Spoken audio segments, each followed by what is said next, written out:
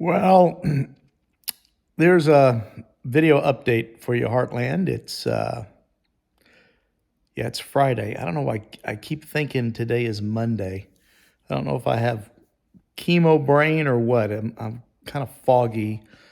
I'm definitely not myself. As you can tell, my voice is not the same. Pretty dizzy. Had a pretty rough night last night with battling nausea. Couldn't sleep. The meds helped out, but it never made it just totally go away. I just didn't feel good. I finally fell asleep about 6 o'clock this morning, and I'm not having any pain yet, which I'm happy with because I think this time after my last one, I was already hurting everywhere really bad. This is more of a right now how I feel is almost what's weird is it's almost like when I had long COVID with the COVID, the brain fog. That's what I'm dealing with right now.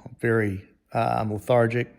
I don't feel horrible right now, but I'm taking those meds about every 4 hours to make sure I don't feel sick. You see, I got some ginger ale and some saltines behind me right there on the counter. So today's a big day. We got one of our new meteorologists, Cassie. She's coming into. I think she's doing the 4 today. She's actually here early, starting before her start date to help us out because of my condition and just to help the team out. And so, I mean, I knew she was going to be a great hire, but it really means a lot to me to have somebody actually say, "Yeah, sure, I'll come help out," before the actual start date. This is just, it's really kind of unheard of, and it really feels good to know that we've got such a good team player joining the team. So I wanted to mention that. Something else I wanted to mention, something that really touched me yesterday. I cannot believe how many people have cancer. It's really heartbreaking. I don't know what's going on. I was just at one hospital one day. I do an outpatient now, and you're in a huge line to go to the laboratory to get hooked up, to get the blood drawn, get your IV, then get your vitals, and then to wait to get chemo. I cannot believe how many people. Again, this is just one hospital in one city. So that really just kind of opened my eyes. I mean, I always hear the statistics.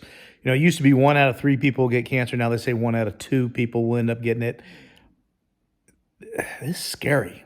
We got to do something. We got to figure something out.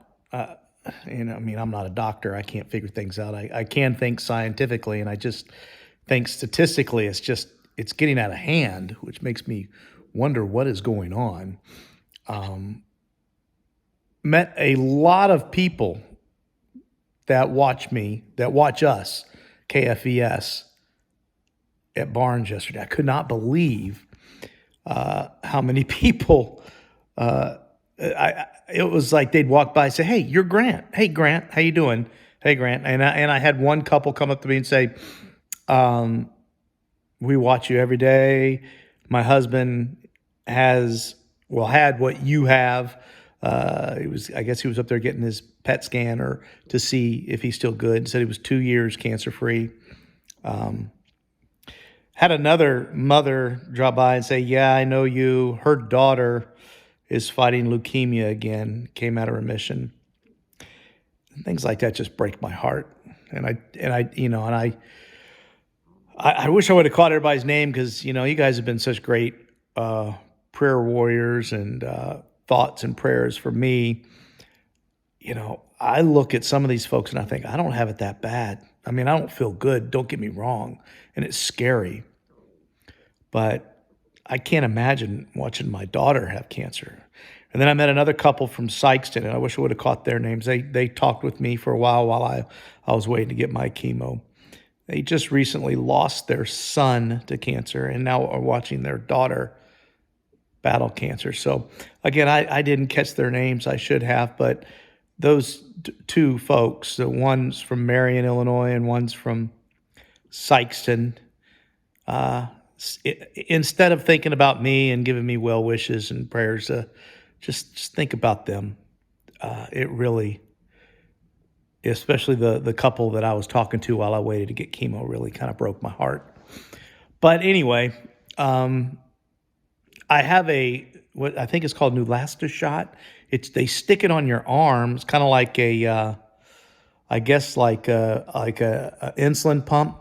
So it stuck to my arm. I felt the injection go in yesterday, and it's set to a timer. And so it's set to 27 hours after chemo. It starts to inject the medicine, and it takes about an hour, and then I could take it off. That was weird. I thought they just gave you a shot in the belly before you left. They said, no, you got to wait 27 hours. So that was pretty specific. But so that's what's on my arm. So I'm hoping this will keep my white blood cell count up this time. And that would make it to where hopefully I don't get an infection. That's what it's there for. So hopefully my white blood cell count. Now I do hear that this is the thing that causes a lot of bone and joint pain. Now my oncologist said statistically it's only about 15% of the people that get the pain. But everybody I've talked to that has had this has gotten the pain. So I wonder if just people aren't telling the truth when they ask. They say Claritin D fights it. I've got the Claritin D behind me. I'll start taking that today to offset the pain that could be coming in. So hopefully, if I don't have the pain that I had with the first round, and I don't get the extreme blood count drop, hopefully I'll be able to come back earlier. Because the week that my blood counts dropped, the 3 days before that, I felt great. I felt fine. I could have worked. But they were like, you need to wait to see what your blood counts do. And I guess that's good because, they went down big time. And then, of course, I ended up in the hospital. So hopefully if that doesn't happen, I'll be back. I doubt I'll be back next week. Next week's going to be pretty rough, just lethargic and pain. But maybe the following week. And that means that I hopefully will get to work 2 weeks in between my chemotherapies instead of just the 3 days like I did last time.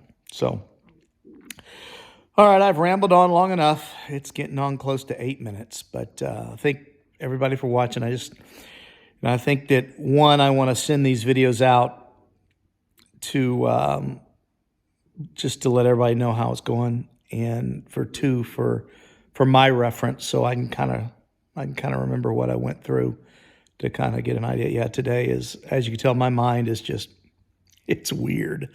It's just, my mind just isn't right now.